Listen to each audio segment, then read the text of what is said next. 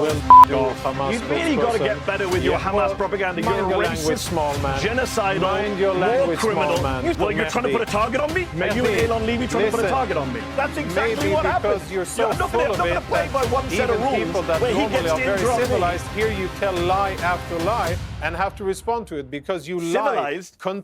You're part of a military lie. that You open your mouth Okay, and you lie. welcome back You're to the the last viewers. person on You've earth been to be to the factual. live right now. We're back to this. We are breaking down a fiery clash on Piers Morgan Uncensored featuring Mehdi Hasan and Jonathan Conricus. The tension is electric as Piers attempts to pin down the reality of the Gaza conflict, while Conricus deploys classic deflections. Watch how Hasan systematically weaponizes leaked data against rehearsed talking points, exposing a massive contrast between rigorous interrogation and desperate political dodging. Let's jump straight into it. Mehdi, you were listening there to the former Israeli Prime Minister Naftali Bennett. What was your reaction? I mean, what's my reaction going to be other than to say more of the same? Just so many lies, demonstrable lies. You challenged them on a few of them. This idea that the war ends tomorrow if the hostages are released has been is a nonsense proposition that a lot of Israeli military officials no longer believe in. The deal is on the table. Hamas has now accepted Netanyahu's terms of a partial release deal, which they didn't want to accept. But the Israelis said that was our idea. And now Israel's own military chief of staff, Piers, is telling Netanyahu, take the deal. If you carry on with this war, it doesn't make the hostages any safe. That's what the Israeli military chief of staff is saying. We know that time and time again, there has been an option to end this war, have a complete hostage release, have a permanent ceasefire, not a temporary one. And yet the Israelis don't want to do it. Netanyahu has made it very clear, if they release the hostages, we're still going into Gaza City. We're still taking this over. As you pointed out, Smotrich and many other ministers have said that it doesn't matter, the hostages are not the priority. Taking back Gaza, destroying Gaza, cleansing Gaza, to quote the Bezalel Smotrich, the finance minister of Israel, that is the goal. So many other lies he mentioned. He talked about a 2-to-1 civilian to combatant ratio. Not true. Israel's own military intelligence database last month, it was leaked, showing that 5 out of every 6 Palestinians they kill are civilians. One of the highest civilian death rates in the modern warfare. You have to go back to Rwanda, Piers, in the 1990s to find a death rate that high for civilians. It's one of the reasons why people are saying this is a genocide. As you said at the start of this segment, the International Association for Genocide Scholars passed a resolution on Monday saying that what Israel is doing in Gaza meets the legal definition of a genocide. Only 1 in 3 Americans doesn't think it's a genocide. The IPC says it's a famine, genocide. We need to stop the gaslighting. You know, I don't disagree that Hamas should release all the hostages. Of course they should. Shouldn't have taken them to start with.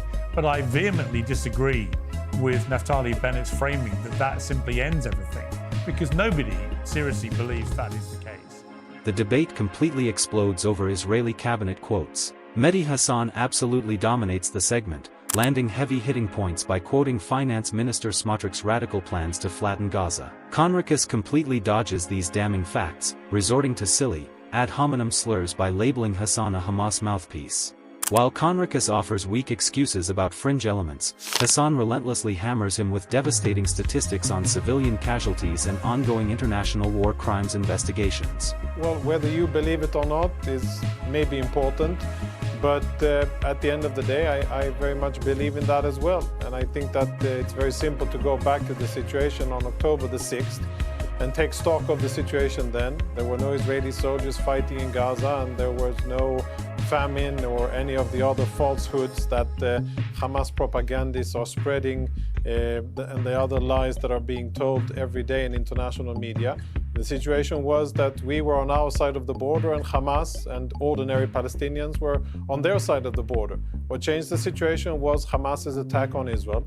That is why we find ourselves now fighting almost 2 years of war, almost on 7 fronts, and it's going quite good on the other fronts, and I'm sure that many people in the Hamas, Qatari camps like Mehdi and others aren't happy with the fact that Israel stubbornly, annoyingly is able to withstand the international avalanche of pressure, the pressure campaigns by biased and corrupt UN organizations, this and that new institution or whatever scholars that are lending what's left of their credibility to dubious reports done without due process, with parts of their participants voting without having any possibility for people who think differently to raise their voice, and then having that report as if it's, gospel, descend upon people and picked up and parroted in international media. And I'm sure that many people around the world are frustrated with the fact that we are still here.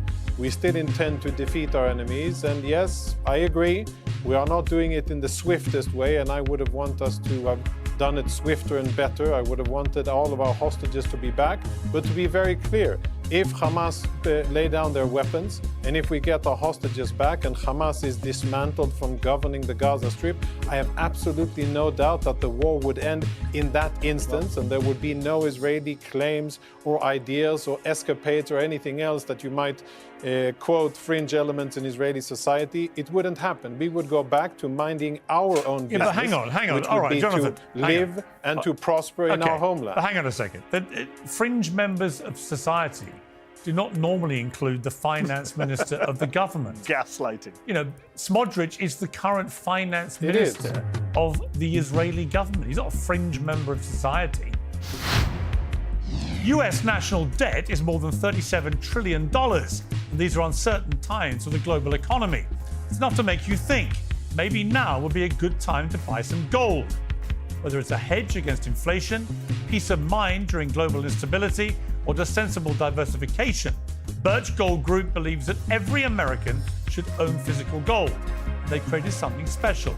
Until the 30th of September, if you're a first-time buyer, Birch Gold is offering a rebate of up to $10,000 and free metals on qualifying purchases. To start the process, request a free information kit now. Just text PIERS, P-I-E-R-S, to 989898. Make right now your first time to buy gold and take advantage of a rebate of up to $10,000 when you buy before the end of September. Text my name, Piers, to 989898. Claim your eligibility and get your free information pack. Again, just text Piers to 989898. Well, he represents an electorate, democratically elected, but he represents an electorate which is on the extreme sides of Israeli politics. I perhaps shouldn't belittle and call them fringe, but it is an extreme part of Israeli society. But if you look at what other parts, the majority, if you look at what hundreds of thousands of Israelis, left, right, and center, are out demonstrating and saying is, we want our hostages back, we want the war to end, and the moment we get our hostages back, then the war ends. And another very important thing, which of course Mehdi represented very poorly, was that there is no deal for all of the hostages. The current waiting is for Hamas to say, okay, we agree to hand over all of the hostages. Currently, what we have on the table is 10 live hostages and half of the murdered hostages, and that isn't good enough. We don't want Hamas to have any live hostages that they can have, because that means that the war continues, that means that the suffering will continue, and that is not what we want. Okay, Mehdi. I can't believe that, 23 months into this, I'm still having to come on these shows and fact-check this kind of nonsense propaganda from pro-Israel people. As you pointed out, in a position Piers, to fact-check. They are on the record. Orit propagandists. Strouk.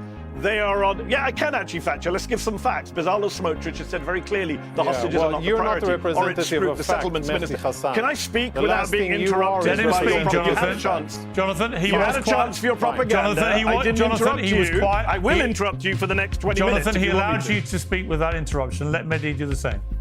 Fine.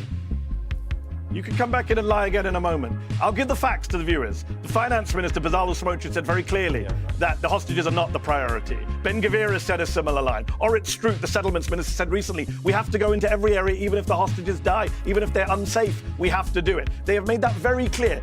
Gallant, the former defense minister, said Netanyahu was sacrificing the hostages. The hostages' families went to the homes of the Israeli cabinet just 9 days ago. They protested outside the government's homes and said, "You are sacrificing our children on the altar of eternal war." Those are the words of the hostages' families, not the former IDF spokesman, Piers, who you brought on to lie on behalf of the Israeli military. So many lies he told there in that statement that he just gave this long rant. He doesn't want me to speak now, obviously, because the fact checks will hurt him. Again and again, they have said the hostages are not the priority. And this idea of fringe figures, as you said, Piers, Bezalel Smotrich is the finance minister. He said in May of this year, we are disassembling Gaza. We are turning it into piles of rubble. We are destroying the Gaza Strip. We are there to conquer, cleanse, and remain. Those are the words of Smotrich. By the way, on the same day, Piers, Benjamin Netanyahu, the prime minister, put out a tweet saying, "Bezalel, you have spoken the truth. You show leadership." So this is the entire government. It's not just the entire government. It's the country. A majority of Israelis say they want Palestinians expelled from the Gaza Strip, according to every poll. This is not a fringe view. This is the Israeli government.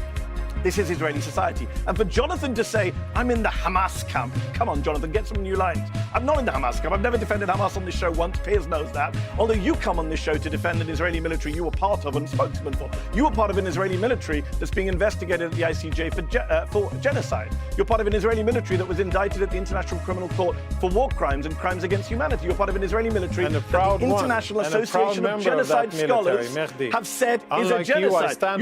You're part of a military. You're part of a military that's being investigated by international courts. You're part of a military. Well, I think, okay, hang on.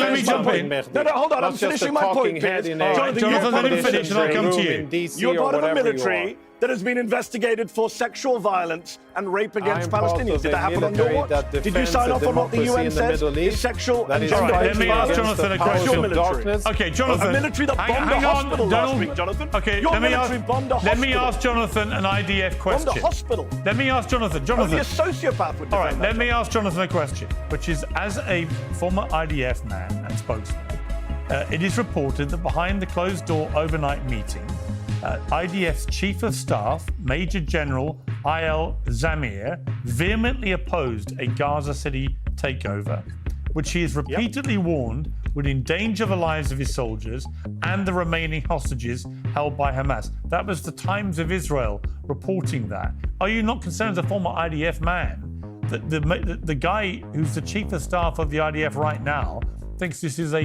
disastrous policy in the making? Yeah, so this is the first time in the program that we're actually talking something that's grounded somewhere close to facts, not all of the nonsense that Mehdi was spewing out. And by the way, I'll answer the question, Piers, but by the way, Mehdi, I quoted Let him speak, Mehdi. Deal with the Smotrich quote. No, you've been misrepresenting, cherry-picking. No, don't talk over each other, Mehdi. Let Jonathan respond. Cherry-picking anything. Let him answer my question. We conquer, cleanse, and remain in Gaza.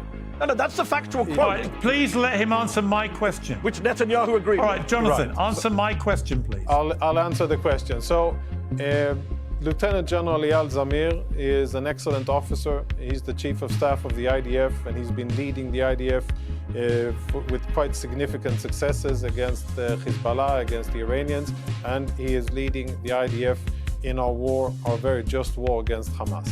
I'm very happy that there's a debate and that's an ongoing discussion between the military echelon and the democratically elected echelon in Israel. I'm not so happy that it's out in the open, but I am aware that it's happening. And I would say that what I read of the reported statements, which I have from pretty reliable sources they're more or less accurate, maybe not really the tone and the intensity, but a lot of it is accurate. What I read is that the military, very correctly, is asking of the government, what is the end state here? And government, please tell me what you intend for things to happen once we actually go in and fight Hamas and kill them in their tunnels and take out the remaining parts of the leadership and actually get the military part of the job done. And I think that's a very good point made by the IDF, because that is clarity that is needed. And until that is said and stipulated by the government, I think that it's good that the IDF, as a military in a democracy, is telling the elected democratic leadership that, well, I will execute the orders that you give me, here are the consequences, and I wish for you to tell me what the desired strategic end state is. And that's exactly what a military is supposed to do in combat. And I think that now the ball is in the court of the government, where they will have to stipulate clearly and to a certain extent persuade the military and everybody serving. Well, again, it's been reported what exactly the end goal is. All right, it's been reported again by the Times of Israel that during this 6-hour Israeli Security Cabinet hearing last night, that Netanyahu rejected the general's push to hold a vote over the current ceasefire deal on the table, which could see half of living hostages freed and lay the groundwork for a permanent end to the war. Now, Mehdi, what is also emerging is that there is a belief by Netanyahu that the reason he is being so gung-ho about continuing with this is that President Trump has urged him to finish the war in Gaza with full force. What should we read into that? Yeah, I think we should read into that Donald Trump is 100% behind Netanyahu, as some of us warned he would be. I think there were some people who thought that there would be some daylight between Trump and Netanyahu, that Trump would somehow be better on Gaza than Biden and Harris were. And that's, as I've told you before, Piers, your pal Donald is full on the ethnic cleansing, the ridiculous Gaza Riviera plan, allegedly involving Tony Blair and Jared Kushner at the White House, outrageous open plans for ethnic cleansing, all signed off on by Donald Trump, who said earlier this year that Palestinians will have to leave Gaza and not come back, which is the definition of ethnic cleansing. That is what Israel and the American government are planning and cooking up for the people of Gaza. It's why the world has now turned belatedly against Israel and on this genocide, because it's so brazen what they're doing in terms of the man-made famine, in terms of the ethnic cleansing, all of this stuff. And, you know, the hostage canard keeps being put forward. Jonathan said earlier, oh, it's a partial deal. Yeah, that's what the Israelis wanted. The great irony is Hamas wanted a permanent deal, all the hostages for an end to the war. Netanyahu said no, partial deal. Hamas agreed to that too, so they keep moving the goalposts because he doesn't want to end the war, Piers. Matthew Miller, Biden's former State Department spokesman, said recently that when he spoke to Netanyahu last year, Netanyahu said openly, we're going to be fighting for decades. The debate wraps up in absolute chaos as both sides talk over each other, leading Piers to intervene. Ultimately, Hassan made far more sense by forcing accountability, while Conricus shied away from the toughest questions regarding double-tap strikes on journalists and hospitals, hiding behind unverified claims of military prison sentences. Piers concludes by demanding unfettered media access to expose the truth. If you love sharp analysis, like and subscribe for more.